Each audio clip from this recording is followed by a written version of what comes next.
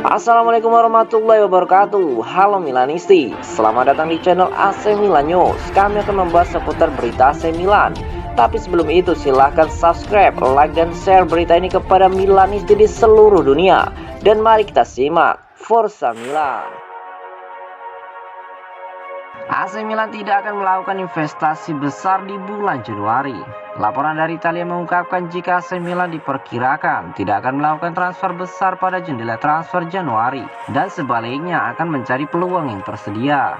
Menurut laporan dari Sky, Milan tidak akan melakukan investasi besar pada bulan ini dan sebagai gantinya akan menunggu hingga hari-hari terakhir Januari untuk mengetahui apakah ada peluang yang dapat dimanfaatkan, terutama dalam bentuk pinjaman dengan opsi untuk membeli. Jika Milan berhasil melepas Timoe Bakayoko, maka kemungkinan akan terjadi perubahan.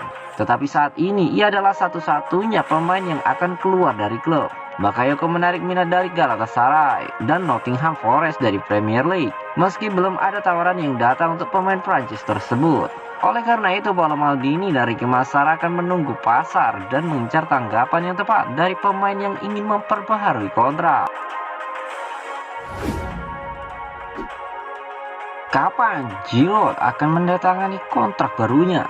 Milan telah merencanakan pertemuan dengan perwakilan dari Olivier Giroud yang saat mereka telah bekerja untuk mengonfirmasi pembaruan kontraknya. Penyerang Prancis berusia 36 tahun itu telah menjadi pemain kunci bagi Stefano Pioli sejak kedatangannya tahun lalu. Mencetak 11 gol dalam 29 penampilan Serie A di musim debutnya saat tim meraih Scudetto pertama mereka dalam lebih dari satu dekade. Giroud sama pentingnya musim ini, di mana ia sukses mencetak 9 gol dalam 19 pertandingan di semua kompetisi. Seperti dilansir TMW, Milan akan bertemu dengan agen Giroud pada pekan pertama bulan depan untuk mengonfirmasi detail akhir perpanjangan kontrak pemain asal Prancis itu. Pemain nomor punggung 9 itu akan ditawari perpanjangan 1 tahun, mengikatnya ke klub hingga musim panas 2024 senilai 3,2 juta euro bersih per musim plus tambahan bonus. Pemain berusia 36 tahun itu menjadi pencetak gol terbanyak sepanjang masa Prancis selama Piala Dunia, menyalip Thierry Henry dengan 53 golnya dalam 120 caps. Giroud telah mencetak 4 gol selama Piala Dunia di Qatar, hanya kalah dari Mbappe dan Messi. Dipermalukan PSV 3-0, Simon Kjær ungkapkan, ini bukan masalah konsentrasi dan kedewasaan. Simon Kjær menyoroti masalah Milan dalam kekalahan 3-0 yang mengecewakan dari PSV. Dia menggarisbawahi bagaimana pekerjaan lebih lanjut diperlukan sebelum Serie A dimulai kembali. Milan menderita kekalahan telak 3-0 dari PSV dalam pertandingan persahabatan terakhir mereka di tahun 2022. Memberi mereka sesuatu untuk dipertimbangkan menjelang pertandingan pertama tahun baru melawan Salernitana pada 4 Januari. Berbicara kepada Sky Sport Italia, Kjær pertama kali bereaksi atas kekalahan Milan dari PSV. Kami membuat terlalu banyak kesalahan teknis. Itu bukan yang kami inginkan. Kami akan meningkat pada tanggal 4. Ini bukan masalah konsentrasi atau kedewasaan. Saya melihat seluruh tim bekerja di semua sesi latihan. Dalam 3 pertandingan terakhir kami kalah. Ini akan berubah. Dia merenungkan apa arti tahun 2022 bagi Rossoneri. Kami akan melakukan segalanya untuk mendapatkan poin sebanyak mungkin. Kami masih memiliki segalanya untuk dimainkan. Kami adalah Milan. Kami memenangkan Scudetto tahun ini. Saya yakin para penggemar akan bersama kami sampai akhir. Ungkap dari Simon Kjær. AC Milan memiliki beberapa pertandingan penting di bulan Januari, menghadapi Roma pada 8 Januari, Inter Milan di final Supercoppa Italia pada 18 Januari, dan Lazio pada 24 Januari.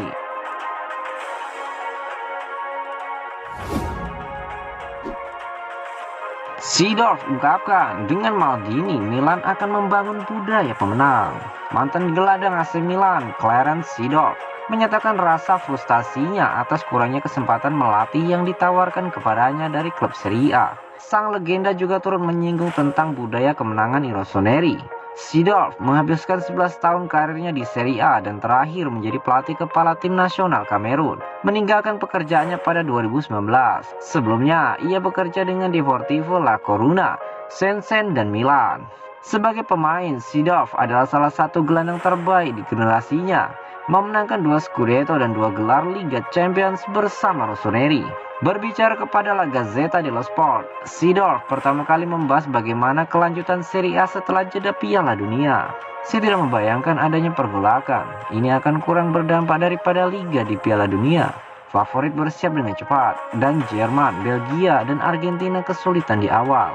Dia memberikan pemikirannya tentang pertumbuhan Milan dalam beberapa tahun terakhir. Milan memiliki lebih banyak pengalaman memainkan pertandingan penting dan solid. Saya yakin mereka akan memperpendek jarak. Keberuntungan Milan adalah membangun kembali, terutama dengan Maldini, budaya pemenang. Terakhir, Seedorf merefleksikan kurangnya kesempatan melatih di Serie A. Dia menghabiskan 6 bulan bersama Rossoneri pada 2014 sebelum menghengkang. Kali terakhirnya ia melatih di Italia. Ya, saya mengharapkan tawaran dari Serie A dan saya kecewa saya tidak menerimanya.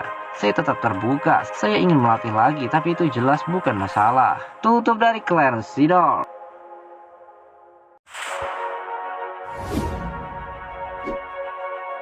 AC Milan amankan tanda tangan kiper Kolombia.